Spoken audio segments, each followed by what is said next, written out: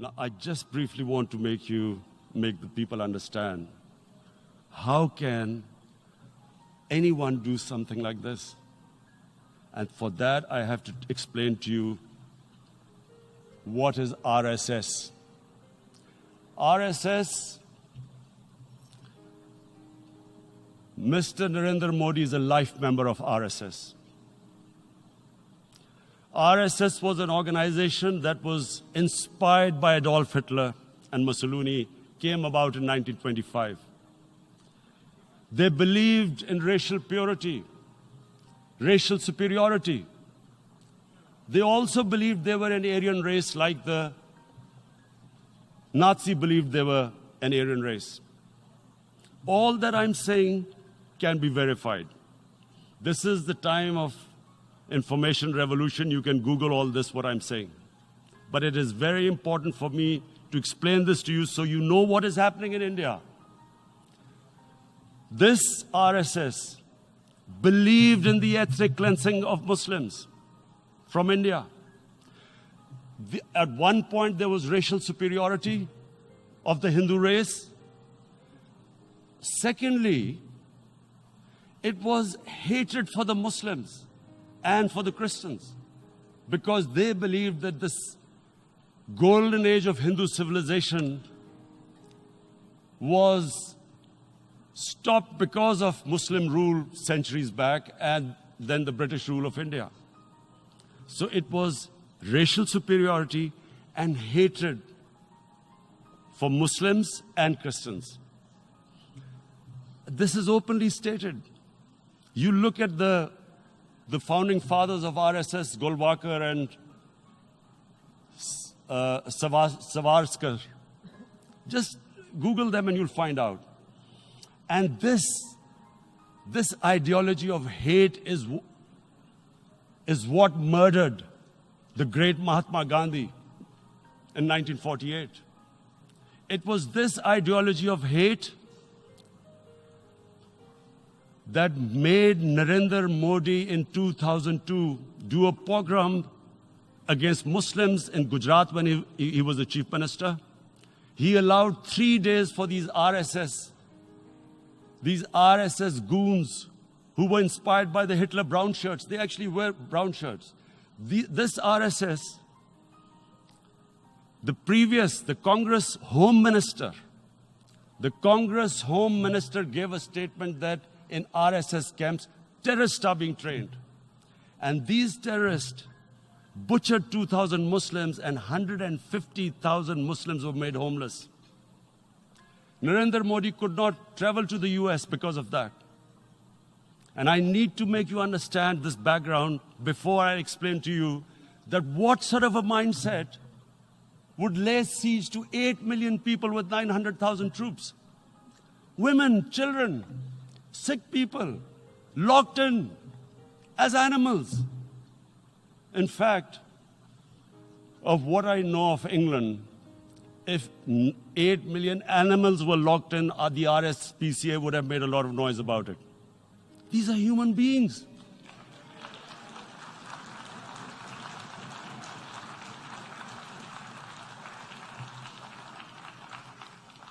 And Mr. President, what comes with racial superiority, these illusions of Aryan superior race, is arrogance.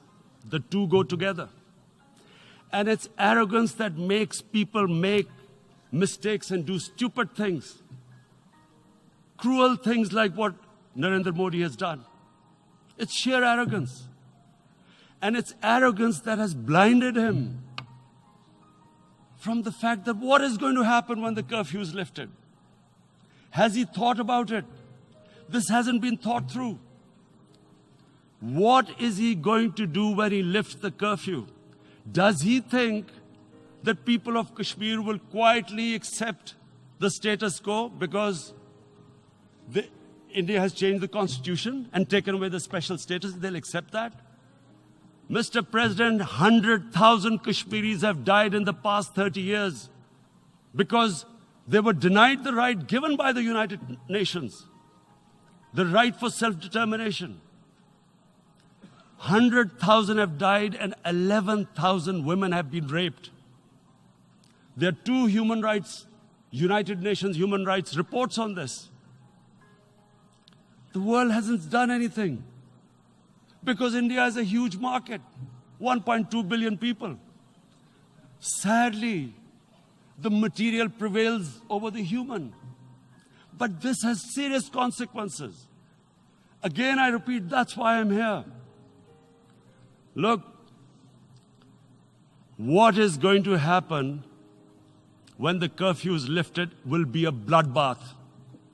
The people will come out. There are 900,000 troops there. They haven't come to, as Narendra Modi says, he's done this for prosperity of Kashmir. This is supposed to be for the development. These 900,000 troops, what are they going to do when they come out? There'll be a bloodbath. Has he thought it through what happens then?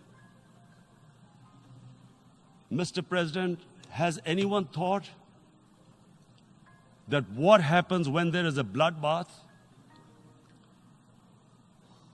What do you think the impact will have on people of Kashmir? What do you think they will think? The way they have been boxed in their houses, treated like worse than animals, no rights. Thousands of all the political leadership has been arrested, taken out of Kashmir. Even those Kashmiri leaders who were pro-India have been taken out. 13,000 boys have been picked up and taken to God knows which destinations. So what do they think? What will the people of Kashmir do when they lift the curfew? They will be out in the streets. And what will the soldiers do? They will shoot them. They've already used pellet guns, blinded young boys. In the last 6 years, the 5 years, the oppression that has gone on in Kashmir.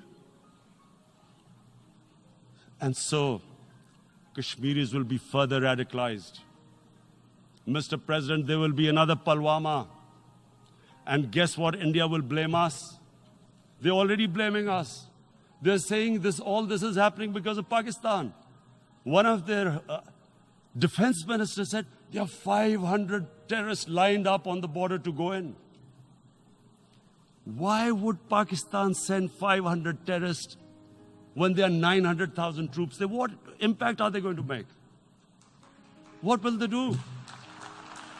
And why don't we know that the moment there is some terrorist attack, all that will happen is there'll be further cruelty and oppression of the people of Kashmir. We will just give the 900,000 troops to further crush the people of Kashmir. And then we'll give the Indian government an excuse that, look, Pakistan is a terrorist state, and this mantra that has gone on, Islamic terrorism. The moment you use this catchword, Islamic terrorism, the whole world turns away. No one talks about human rights. You can do whatever you want, which is what has happened in Kashmir, because they keep using this word, Islamic terrorism. And this is what they're doing right now. What do we benefit from further increasing the cruelty on the people of Kashmir? And why would we want this?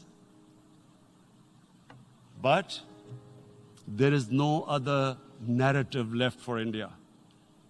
As when they lift the curfew, whatever happens, Pakistan will be blamed.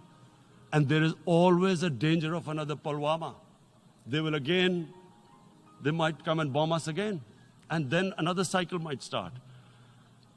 And what does Narendra Modi think?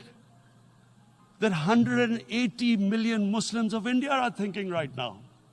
Aren't they watching these Kashmiris stuck inside for 55 days they've been stuck in? Aren't they watching? What do you think?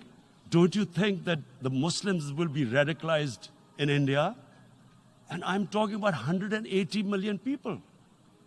And when they get radicalized, there will be some incident in India somewhere down the line. Again, we will be blamed. And I'm warning you right now, again, we will be blamed. And Mr. President, what about 1.3 billion Muslims who are watching this? And they know that it is only happening in Kashmir because they're Kashmiri Muslims. This is not happening to Kashmiri Hindus. They know that this is happening because of their religion. So what do you think they will be thinking?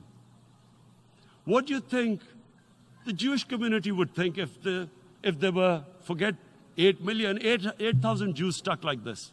What do you think Europeans would think? What do we think? I mean, any human community, if their members are stuck like that, what do you think they will think? Are we a children of a lesser God? Is it not going to cause us pain? And then I'll tell you what will happen. People will, in the 1.3 billion Muslims, someone will pick up arms. I know we've been brought up with films, Western films. This good, decent guy doesn't get justice. He decides to pick up a gun and start seeking justice. There was a film made in New York, famous film called Death Wish. This guy gets mugged by and his family, his wife gets killed or something. He can't get justice. He picks up a gun and he goes around shooting muggers. And the whole cinema cheers him on. So what do you think the Muslims are thinking right now? If there is a bloodbath, there will be Muslims becoming radicals, not because of Islam, but because of what they will see, that there's no justice when it comes to Muslims. There were Rohingya Muslims, Myanmar, who are, God knows, almost 1 million people out, ethnic cleansing. What was the response of the world community?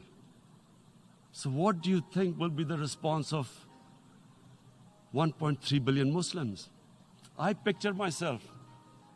I'm in Kashmir. I've been locked up for 55 days. I have heard about, and there are rapes, Indian Army going into homes, soldiers. Would I want to live this humiliation? Would I want to live like that? I would pick up a gun. You're forcing people. You are forcing people into radicalization. When people lose the will to live, what is there to live for? And this is what, if you can do this to human beings, you are actually radicalizing people. And so, Mr. President, I want to repeat here, this is one of the most critical times. There will be a reaction to this. Pakistan will be blamed. 2 nuclear-armed countries will come face to face like we came in February. And before we head in that direction, the United Nations has a responsibility. This is why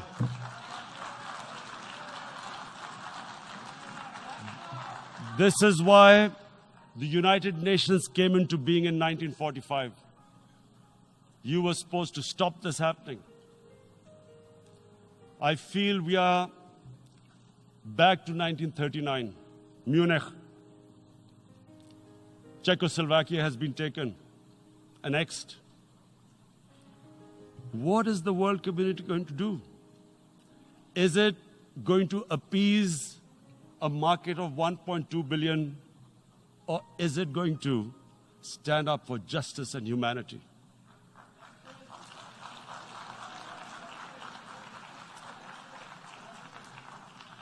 If this goes wrong, you hope for the best, but be prepared for the worst. If a conventional war starts between the 2 countries, Mr. President, if a conventional war starts, and anything could happen, but supposing a country 7 times smaller than its neighbor is faced with the choice, either you surrender or you fight for your freedom till death. What will we do? I ask myself this question. And my belief is, La ilaha illallah, there is no God but one. And we will fight. And when